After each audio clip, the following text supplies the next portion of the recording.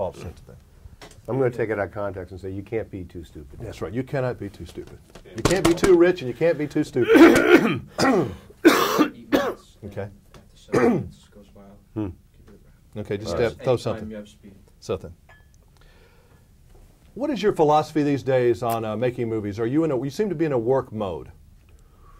Well, it's work, and in order to get to work, it's got to be a pretty good movie to get me out of bed or get me out of the house. So I'm more, I'm selective about what I do, and I work really hard. I think it's a really hard job. Most people that come to visit realize how hard it is, and you can't work too hard. It's like you're saying, you can't be too stupid. You can't be too rich. You can't work too hard at a movie because there's always so much to do. So I work really hard when I work. So, how are you different on a movie set now than you were, say, when Ivan Reitman got to you in 1977 for Meatballs? Well, there has to be a little bit more of a script than there used to be. In those days, we just sort of go out there and wing. That worked, though. Days and weeks at a time. It worked great. Yeah. But it's a little chancer now. Movie making wasn't quite as serious a deal as it is now. There we just, we try to be funny and make an entertaining film. Now you have to, there's a lot more pressure, and they cost more, and people are, people just aren't as relaxed as they once were. They're uptight. The world is uptight, don't you think?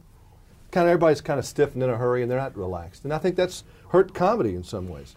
Well, I think it hurt life, too, I think it touches all aspects, this nervousness.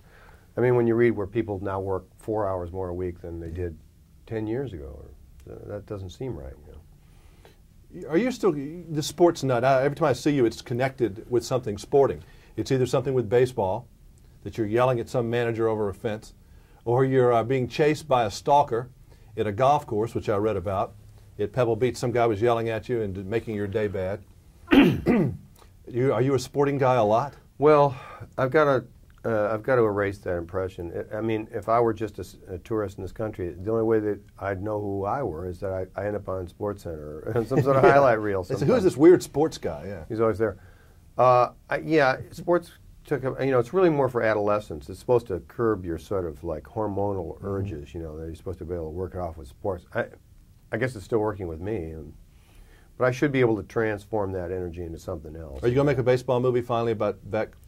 Yeah, I will. I'll make that movie, if I stay, my mind is still right. Because your passion is for that, isn't it?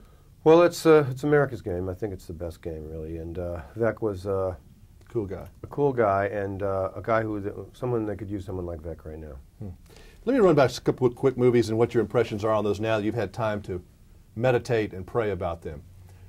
What do you remember? What was your overall impression? Did you have fun doing Stripes, for example? Yeah, that was about 98, 99% fun. But on the other hand, What About Bob was something we liked a lot, a successful film. I'm not sure you had so much fun during that. That was about 50% fun, but the fun was great. The fun was really good, but there was non-fun there. There was a lot of behind-the-scenes horses, crap, basically. Horse-headed people there. Yes, that you didn't have trouble with. Yeah, that's no fun. Ghostbusters, either one. The first one was, once again, like 98% fun, really almost all fun, running red lights in New York City in that big car and stuff, and just running around in the outfits in the city was really fun. Second one wasn't as much fun. It was, I don't know, I got talked into a sequel, and I regret it later. Did you like doing a movie like Tootsie where you really weren't a big deal and had to do all the heavy lifting, you were just in it?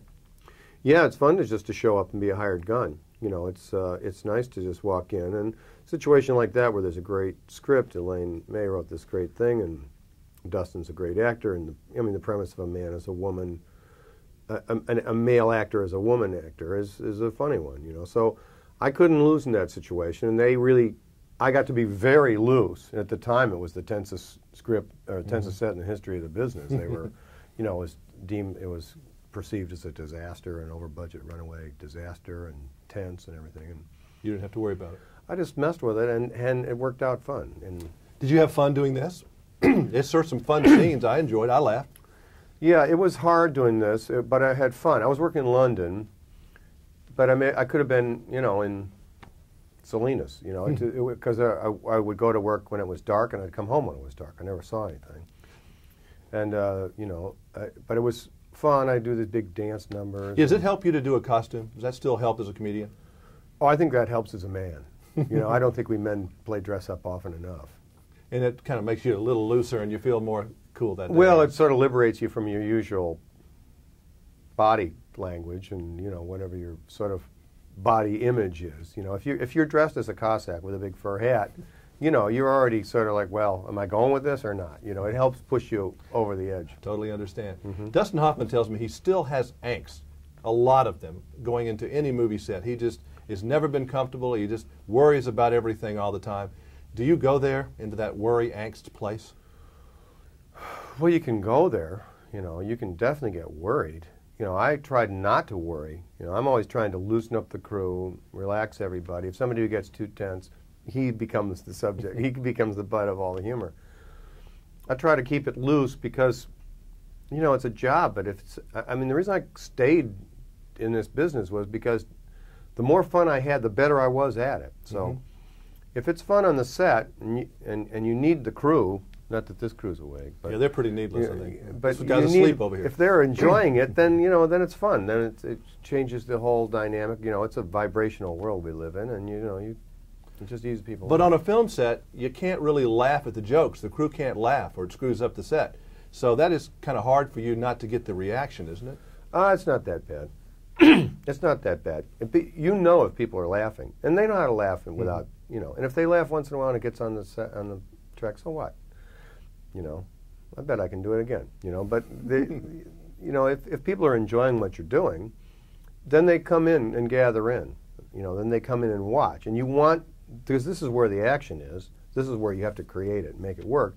And if these people are laughing, it's working. I was thinking of the crowd that you started out with acting, the Dan Aykroyds, the John Belushis, and some of those. I can't think of anybody who's ever really been like John Belushi before. And I think that's kind of like you too. Was there somebody that you saw when you were a young boy, maybe a long time ago in the movies, that you thought you were going to pattern yourself just a little bit out, you steal a little bit out? Jack Benny or somebody like that? Well, I think Jack Benny was... You're a lot more overstated than Jack Benny. Yeah, I'm way over. Jack Benny was, I think, the funniest guy. I thought his timing was really brilliant, and his writing was great. His writers were great. So his stuff was always good, and he had extreme confidence in the material, and he could deliver it fabulously, There are guys at various times that had great runs. I think Bob Hope had a very great movie run for a while. His movies, he really was just so relaxed. Those guys were very relaxed. I actually like Cary Grant as a sort of a role model. I think he's because we look alike, and the thing that people don't appreciate about him was how good an actor he was, because he was always playing a good guy. And it's very hard to play a good guy, much harder than playing a bad guy. And for him to play a bad guy or play a good guy and have a sense of humor about himself and about other people, I thought was he had to be very present. He had to really be there. He couldn't be, lost in his own, this thing. He was just very underrated, very understated, and somebody I think that, was worth watching. Cool to see you again. I see you. Same here, Jim. All right.